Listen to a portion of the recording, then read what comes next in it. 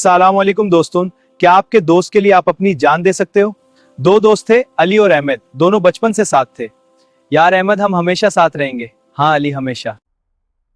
एक दिन अली को कैंसर हो गया। सिर्फ एक किडनी ट्रांसप्लांट से बच सकता है, मेरी किडनी ले लो। ऑपरेशन से पहले अहमद ने अली से कहा, अली मैं तुम्हारे साथ हूं। शुक्रिया अहमद। अगर मैं मर गया तो मेरी फैमिली का ख्याल रखना। पागल मत बन, तू नहीं मरेगा। ऑपरेशन हुआ जाता लेकिन अहमद ऑपरेशन टेबल पर ही गुजर गया। अली जिंदा बच्चा, लेकिन उसके दिल में एक बड़ा सा खालीपन रह गया। यार तूने सच्ची दोस्ती सिखा दी। यार तूने सच्ची दोस्ती सिखा दी।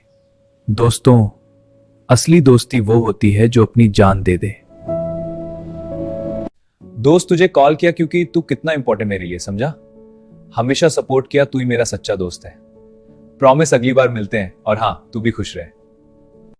लाइक कर दो, साइक्स कर लो और बेल दबा।